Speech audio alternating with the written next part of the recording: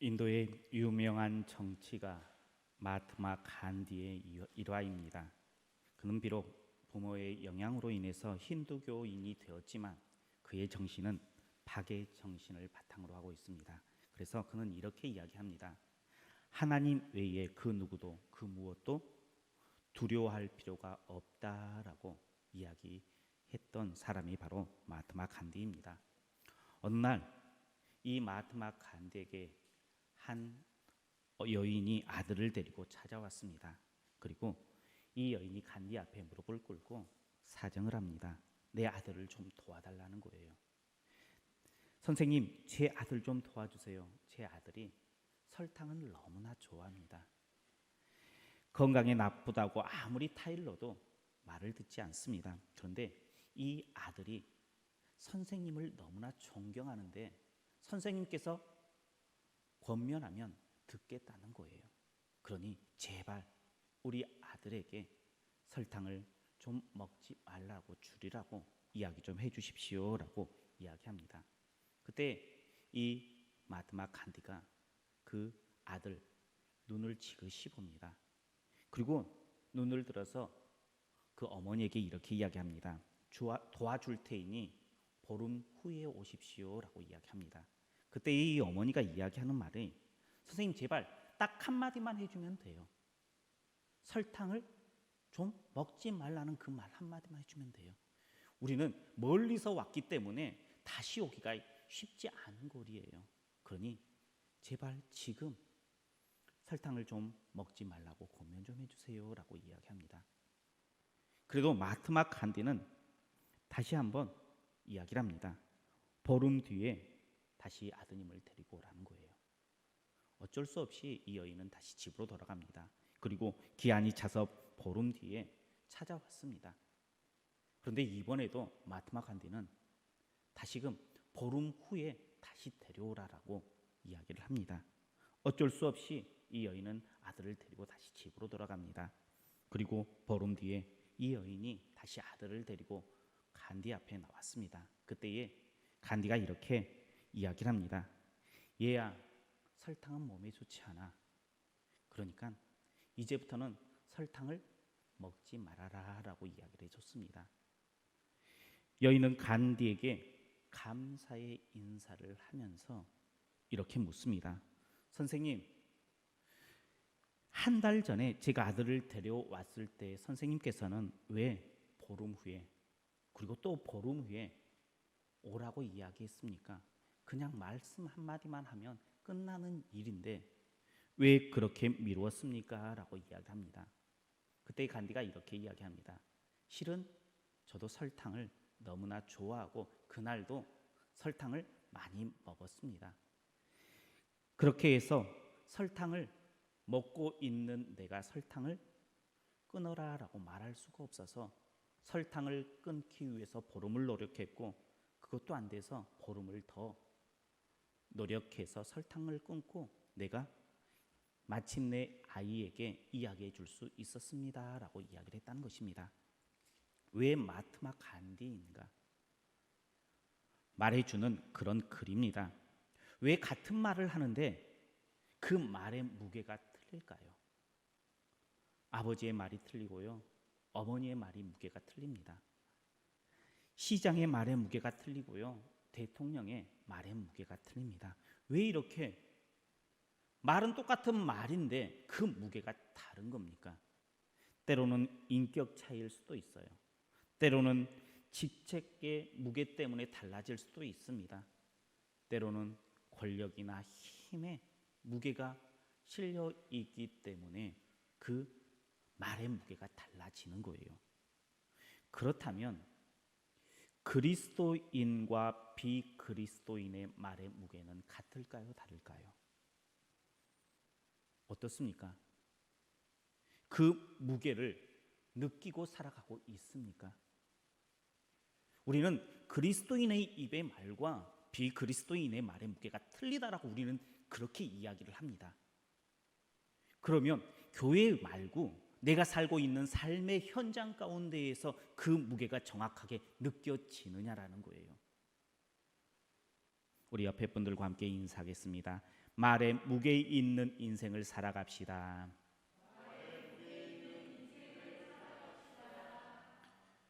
어떨 때 말에 무게가 생길까요? 10월 21일 고흥에서 누리호가 이렇게 발사가 되었습니다. 순수 우리나라의 힘으로 개발해서 발사했다는 데 큰 의미를 두고 있습니다. 그리고 자랑스러워합니다. 마지막 3단 비행 연소가 산화제 탱크의 압력이 조금 부족해서 거의 다 도달했는데 그 조금을 도달 못해서 아깝게 위성 궤도에 안착하지 못했습니다. 그래도 모든 사람들이 안착하지 못했지만 기대를 품어요. 왜요? 다음번에 했을 때는 더 잘할 수 있다는 기대감이 있습니다. 이렇게 생각보다 훨씬 더 잘하면 사람은 기대해요. 그렇죠? 잘할 때 기대가 되는 것입니다. 손흥민 선수 요즘에 축구를 참 잘 차요. 영국 토트넘에서 이렇게 운동을 하는데 손흥민 선수가 나오면 사람들이 기대를 해요. 예전에 김연아 선수가 피겨 스케이팅을 나오면 온 국민이 기대하면서 바라보았어요. 박태환 선수도 그랬잖아요. 이렇게 잘하는 선수가 나오면 기대가 돼요. 잘하는 선수가 나오면 기대가 되는데 못하는 선수가 나오면 별 기대하지 않습니다.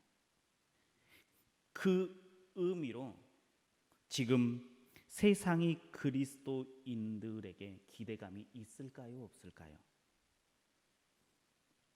어떨 것 같아요? 기대하는 것 같아요? 기대하지 않는 것 같아요? 가만히 보면 참 마음 아픈 일이에요. 세상이 우리에게 기대하지 않는 것 같아요. 그리스도인에게 기대하는 바가 전혀 없는 삶이 우리에게 펼쳐져 있다는 거예요. 그것은 슬픈 일입니다. 그것은 지금 그리스도인으로서 우리가 얼마나 잘못된 모습으로 신앙생활하고 있는지를 말해주고 있습니다. 그런데 그냥 이대로 좋은가 우리는 깊이 생각해 보아야 되는데 깊이 생각하지 않고 그냥 하루하루를 살아갈 때가 많습니다. 믿지 않는 사람이 나와 무슨 상관이야? 나만 잘하면 되는데, 나만 예수 그리스도 앞에서 열심히 하면 되는데 상관할 바 없어라고 생각하면서 신앙생활 하시겠습니까? 어때요? 그래도 괜찮을까요? 그러면 안 되잖아요. 우리는 사명자이기 때문이에요. 하나님의 사랑을 보여줄 의무가 있어요. 하나님께서는 우리를 통해서 하나님의 사랑이 얼마나 큰지 계속해서 세상을 향해서 외치기를 원하신다는 거예요. 그래서 우리를 더 사랑하시고 더 큰 은혜로 축복해 주신다는 사실을 우리는 알아야 된다는 거예요. 지금 우리는 우리에게 씌어진 잘못된 그런 이미지를 바꿔야 돼요. 세상 사람들이 나를 뭐라 해도 상관없어 하지 마십시오. 내 이웃이 나를 어떻게 바라보든 내가 신경 쓸 바가 아니야. 나만 잘 되면 돼. 요즘 세상은 그렇게 생각을 해요. 그런데 문제는 그리스도인들도 성도들도 하나님의 사랑을 받았던 우리들조차도 그런 생활 가운데에 생각 가운데의 삶을 살아가고 있다는 거예요. 그러니 세상이 교회에 대해서 하나님에 대해서 뭐라 해도 그렇게 신경 쓰지 않는 삶을 살아간다는 거예요. 우리는 하나님의 사랑을 보여줘야 됩니다. 하나님의 그 은혜가 무엇인지 세상 사람들에게 나타내 줘야 돼요. 하나님께서는 우리를 통해서 하나님의 그 사랑을 그려가길 원해요. 예수 그리스도의 사랑을 느끼게끔 해주기를 원하신다는 거예요. 그렇다면 우리가 어떻게 해야 될까요? 세상은 점점 더 악해져 가요. 그런 가운데에 우리는 어떤 모습으로 해 나가야지 그리스도인의 참 모습을 보여줄 수 있을까요? 오늘 말씀을 통해서 그리스도인의 이미지를 어떻게 바꿔가야 할지, 세상은 점점 악해져 가는데 나는 어떻게 대처해야 할지를 고민할 때에 은혜 받는 시간 되시길 축복합니다. 먼저 원수를 갚는 대신 용서하고 포용해야 합니다. 우리 38절 39절 말씀을 같이 보겠습니다. 또 눈은 눈으로 이는 이로 갚으라 하였다는 것을 너희가 들었으나 나는 너희에게 이르노니 악한 자를 대적하지 말라. 누구든지 내 오른편 뺨을 치거든 왼편도 돌려대며. 아멘. 출애굽기 21장 24절에 눈은 눈으로 이는 이로 갚아라라는 내용의 말씀이 나옵니다. 그런데 왜 하나님께서는 출애굽기 21장에서는 눈을 눈으로 갚고 이를 이로 갚아라라고 말씀하고 있는데, 다시 예수님께서는 오른편 뺨을 치면 왼편 뺨도 대어 주라라고 이야기하고 있어요. 말씀이 일맥상통이 안 되잖아요. 하나님께서 말씀을 해 나가는데 그 입장을 바꾼 것일까요? 아닙니다. 출애굽기 21장에 나오는 눈은 눈으로 이는 이로 갚으라는 것은 약한 자를 보호하기 위한 하나님의 말씀이었습니다. 피해자가 눈은 눈으로 갚아야 된다. 이는 이로 갚아야 된다라고 말하는 것이 아니에요. 내가 가만히 있는데 옆에 사람이 나를 화나게 해요. 그래서 확 치려고 하는데 그 얼굴 눈이 딱 보여. 눈을 치려고 할 때에 생각하라는 거예요. 내가 눈을 치면 너의 그 눈을 상하게 한 눈을 넌 눈으로 갚아야 돼. 그러니까 하지 말라는 거예요. 용서해 주라는 의미가 그 가운데는 담겨 있는 거예요. 피해자가 보는 것이 아니라 내가 가해자가 되어서 뭔가를 하려고 할 때에 너는 눈을 치면 눈으로 갚아야 된다는 거예요. 이웃에 있는 사람이 뭔가를 잘못을 해요. 그래서 내가 그 사람을 때려서 이를 상하게 할 그런 분이 내게 올라와요. 그러면 말씀을 생각하라는 거예요. 이를 쳐서 상하게 하면 너의 일을 대신해서 갚아야 된다는 거예요. 그러니 하지 말라라고 이야기하는 거예요. 분을 내어주지 말고 용서하고 그를 포용해 주라는 말이 그 가운데 담겨 있다는 거예요. 즉 이웃을 괴롭히는 것이 아니라 이웃을 사랑을 하는 거예요. 이웃을 포용해 주라는 말이 그 가운데에 담겨 있습니다. 그런데 이 말이 어떻게 변했습니까? 잘못 해석되기 시작했습니다. 내가 내 눈을 상하게 했으니 나도 너 눈을 상하게 해야겠어 라는 말로 바뀌었어요. 그죠? 내가 나의 일을 상하게 했으니까 나도 가만히 있을 수 없다는 거예요. 반드시 너의 일을 상하게 해야겠다는 거예요. 그래야지 내 마음이 시원하겠다는 거예요. 내가 그래야지 손해보지 않는다라고 생각을 하게 된 거예요. 그래서 그러한 삶을 살아가기 시작했습니다. 그렇게 하나님의 말씀을 해석하다 보니 어떻게 되었습니까? 그리스도인의 삶이 어떤 모습으로 비추게 되어집니까? 세상과 별반 다르지 않는 모습으로 변해요. 그죠? 이것은 세상의 이치예요. 눈은 눈으로 이는 세상의 이치다라는 거예요. 우리가 생각하는 갚아야 된다라는 생각은 세상에 많은 사람들이 생각하며 따라가는 삶이라는 거예요. 어떻게 보면 세상 사람들보다 더한다라고 이야기를 해요. 세상 사람들은 술 한잔하면서 용서해줘요. 그냥 풀어요. 그런데 그리스도인들은 그런 것 없이 반드시 갚아야겠다라고, 내가 절대 손해는 보지 말아야겠다라고 생각할 때가 너무나 많다는 거예요. 하나님께서는 우리에게 그렇게 살라고 하지 않으셨습니다. 오른편 뺨을 맞으면 왼쪽도 돌려 대어주라라고 이야기를 해요. 그냥 용서하고 받아주라는 거예요. 오른쪽 뺨을 맞았다라는 것은 어떤 말입니까? 강하게 때렸다라는 게 아니에요. 오른손으로 오른손잡이가 뺨을 딱 세게 때리면 어느 쪽 뺨이 맞아요? 상대방은 왼쪽 뺨이 맞아요. 그런데 오른쪽 뺨을 맞았다라는 것은 어떻게 했다는 거예요? 왼손으로 때렸다는 게 아니고요. 오른손으로 슬쩍슬쩍 건드렸다는 거예요. 시비를 걸었다는 거예요. 우리 한번 붙어보자라고 시비를 건 거예요. 그때에 화를 내고 주먹 다짐을 하면 상대방이 쳐놓은 꼼수에 걸리는 거예요. 세상은 지금 그렇게 하고 있어요.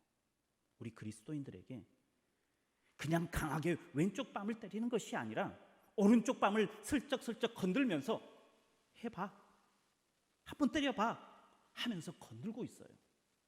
그때에 어떻게 해야 되는지를 성경은 이야기해주고 있어요. 어떻게 하라고 했어요? 오른쪽 뺨을 맞으면 왼쪽 뺨도 대어주라는 거예요. 가장 큰 지혜 그리고 큰 용기는 그것을 봐주고 참는 거예요. 가장 큰 승리는 용서해주고 용납해주는 것임을 우리는 알아야 된다는 거예요. 시비를 걸기 위해서 계속 건드는데 그것이 시비인지 알고 참아내고 용납해주는 것, 세상의 이치로 보면 무시당할 위험이 있다고 해서 그렇게 하면 안 된다라고 이야기해요. 그죠? 이게 세상이 말하는 법이에요. 방법이에요. 그런데 예수님께서는 그냥 오른쪽 뺨을 맞으면 왼쪽 뺨도 대주라는 거예요. 시비 걸면 시비 거는 대로 그냥 받아줄 것은 그냥 받아주고 넘길 것은 그냥 넘겨라라고 이야기하고 있습니다. 그렇게 하면 무시당할 것 같잖아요. 그런데 절대 무시당하지 않아요. 한두 번은 그렇게 해서 무시하면서 툭툭 뺨을 칠 수는 있어요. 그런데 계속해서 내 다른 것들을 내어주면 결국 그 사람이 손을 들게 되어 있어요. 그리고 절대 하나님께서 그것을 끝까지 보고 계시지만은 않는다는 거예요. 왜 내 문제로 받아들이고 내가 해결하려고 하느냐라는 거예요. 하나님께 맡기고 하나님 앞에 내어놓으라는 거예요. 지금 세상은 교회를 향해서 계속해서 자꾸 시비를 걸고 있어요. 크게 뺨 때리지 않아요. 뺨 때리면 어떻게 해요? 교회가 확 일어날까 봐 뺨 때리지 않아요. 계속해서 시비 걸고 있습니다. 이 시비를 걸 때에 왼쪽 뺨도 내어주라는 거예요. 맞서서 싸울 것이 아니다라고 성경은 이야기하고 있습니다. 기도하면서 참으라는 거예요. 기도하면서 하나님의 때를 기다려라는 거예요. 하나님께서 어떻게 해결해 주실 건지 기대하면서 바라보라라고 말씀하고 있다는 거예요. 세상이 좀 시비 걸면 어때요? 그냥 받아주세요. 세상이 좀 우리를 무시하면 어때요? 그냥 용납해 주세요. 그게 예수님께서 말씀하시는 거예요.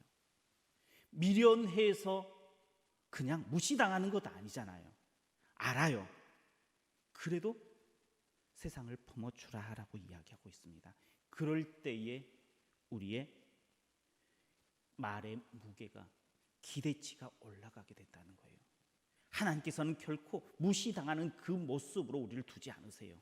반드시 우리를 다시 높게 세우시고 하나님께서는 놀라운 것들로 축복해 주세요. 요 며칠 전에 뒤에서 자동차로 받았는데 그 피해자가 가만히 안아주는 영상이 이렇게 돌아서 많은 사람들을 감동케 해요. 내가 피해자였어요. 그런데 어떻게 했습니까? 그것을 피해자가 아니라 같이 그 아픔을 공감해 주는 그런 모습으로 그 많은 사람들을 감동케 했던 것을 우리는 알아야 돼요. 내가 받은 대로 갚는 것이 문제가 아니고요, 포용해주고 사랑해주고 안아주는 것, 그것이 훨씬 더 큰 힘이고 능력이고 우리의 그 기대치를 높이는 삶인 줄 믿으시길 바랍니다. 하나님께서 바라는 것이 바로 이러한 그리스도인의 모습인 줄 믿으시길 바랍니다. 두 번째, 기대하는 것보다 더 주고 더 가주는 거예요. 40절 말씀과 41절 말씀을 같이 보겠습니다. 또 너를 고발하여 속옷을 가지고자 하는 자에게 겉옷까지 가지게 하며 또 누구든지 너로 억지로 오리를 가게 하거든 그 사람과 심리를 동행하고. 아멘. 사람마다 기대치가 있습니까, 없습니까? 사람마다 기대치가 있습니다. 이 친구는 내가 가자고 하면 절대 가지 않을 친구가 있어요. 어떤 친구는 내가 오리만 같이 가자고 하면 딱 오리까지만 가줄 친구가 있어요. 오리까지만 같이 가자라고 했을 때에 심리를 같이 가줄 친구가 있습니다. 그죠? 오리까지만 가자고 했을 때에 내가 어떻게 중간에 포기하겠느냐, 목적지가 어디야 해서 목적지까지 가줄 친구가 있어요. 안 그런가요? 아마 그런 사람들이 우리 주위에 분명하게 있을 거예요. 그 기대치가 높은 사람이 있고요, 낮은 사람이 있고요, 그냥 그저 그런 사람들이 분명하게 우리에게 존재한다는 거예요. 그런데 오리를 가자고 하면 딱 오리만 가줄 거라고 생각했던 그 친구에게 나에게 좀 나와 같이 오리만 같이 가달라라고 이야기했어요. 근데 그 친구가 어떠한 이유에서인지 모르는데 심리까지 같이 가주네요. 그러면 그 친구에 대한 인상이 바뀔까요, 안 바뀔까요? 바뀌어요. 이 친구가 이런 친구였어? 나에게 이러한 모습으로 다가와 주네 하면서 그 친구의 인상이 바뀝니다. 반대로 내가 말만 하면 끝까지 동행해 줄 것이다 라고 생각했던 그 친구가 있는데 그 친구에게 내가 길을 떠나야 되는데 오리까지만 같이 동행해 줘라고 이야기했어요. 근데 그 친구가 심리까지만 딱 하고 돌아서서 그냥 가버렸어요. 실망할까요, 안 할까요? 그래도 심리까지 와줬으니까 괜찮겠지라는 마음이 한편에는 있지만 그래도 한쪽에서는 서운한 마음이 분명하게 있을 거예요. 왜요? 내가 기대했던 그 기대치에 미치지 못했기 때문이에요. 이처럼 모든 사람들에게는 그 기대치라는 것이 있습니다. 그래서 그 기대치에 미치면 괜찮은 사람이고요, 그 기대치를 뛰어넘으면 더 좋은 사람이 돼요.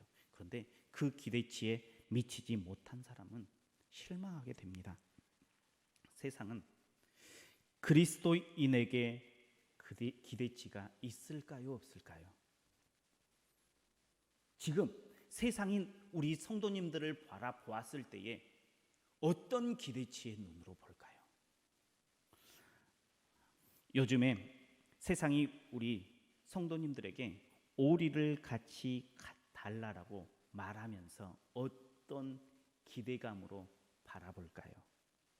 아마 20, 30년 전만 해도 그래도 우리를 향한, 교회 그리스도인을 향한 그 기대는 오리를 가자고 하면 최소한 심리는 가줄 거야. 아니, 좀 더 내가 목적하는 목적지까지는 가줄 거야 라는 기대감이 있었으리라 봐요. 그런데 요즘은 자신이 없어요. 사실상 사람들이 우리에게 오리를 가달라고 이야기하면 오리까지 가줄까? 라는 마음을 갖지 않았을까라는 생각을 해요. 요즘 인터넷에 보면 어떻게 보면 그 목적지가 오리인데 교회를 향해서 심리를 같이 가달라고 이야기한지도 몰라요. 분명 교회는, 그리스도인들은 그 절반만, 내가 이야기하는 절반만 들어줄 거기 때문에 미리 목적지는 오리인데 내게 심리를 같이 가달라고 이야기할지도 몰라요. 너무나도 설교픈 현실 아닙니까? 성경은 우리에게 너희가 기대하는 그 기대치를 뛰어넘는 인생을 살아라라고 이야기하고 있어요. 오리를 달라라고 하면 심리까지 가주라는 거예요. 너의 속옷을 가지고자 하면 너의 겉옷까지 내어주라라고 이야기하고 있습니다. 내 권리만을 주장하지 말라는 거예요. 요즘 그리스도인들이 참 정확해요. 정확한 것이 틀렸다라고 이야기하지 않아요. 나쁘다라고 이야기하지 않아요. 그런데 성경은 너는 정확하게 살아라라고 이야기하지 않습니다.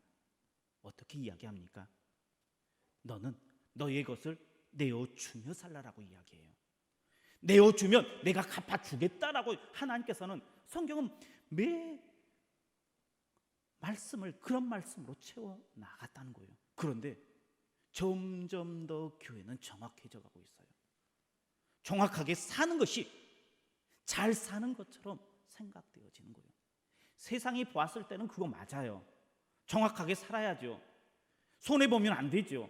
그런데 하나님께서는 너가 손해볼지언정 내어주라는 거예요. 누가 갚아주시겠다? 하나님께서 갚아주시겠다는 거예요. 내가 친구가 오리를 가라 그러면 내가 심리를 가면 너가 그 심리를 가는 동안 하지 못했던 거 내가 채워주겠다라는 거예요. 속옷을 달라고 했는데 겉옷까지 내주면 내가 그 겉옷 그 이상의 것을 너에게 채워주겠다라고 하나님께서는 말씀하고 있는 거예요. 그냥 단순히 심리까지 가주라는 거 아니에요. 단순히 겉옷까지 내어주라고 하나님께서는 말씀하지 않으세요. 내가 보상해 주겠다라고 말씀하세요. 그러면서 우리에게 세상이 바라는 그 기대치 뛰어넘는 겉옷도 내어주고 심리까지, 아니 목적지까지 동행해주는 그런 사람이 되어라라고 이야기합니다. 신뢰가 회복되어지지 않으면 우리의 입술의 말은 힘을 잃어버릴 수밖에 없어요. 사람들이 더 이상 그리스도인에게 대해서 기대하지 않아요. 신뢰를 다시 회복해야 돼요. 우리의 기대치를 높여야 돼요. 어떻게 높여야겠습니까? 참된 그리스도인의 삶을 다시 시작해야 된다는 것입니다. 그래야지 열매 맺을 수 있어요. 그래야지 기쁨의 계절 수확할 수 있다는 거예요. 아무것도 하지 않고 열매 맺지 못해요. 예수님께서는 말씀하세요. 우리가 열매 맺는 인생 되기를 원하세요. 열매가 없는 인생은 어떻게 하십니까? 열매가 계속해서 맺혀지지 않으면 잘라버려요. 하나님께서 우리에게 열매 맺는 인생을 살라라고 이야기하는데 그것은 바로 세상을 향한 기대치를 높여줄 필요가 우리에게 있다는 거예요. 그럴 때에 우리의 말이 힘이 있고 능력이 있어요.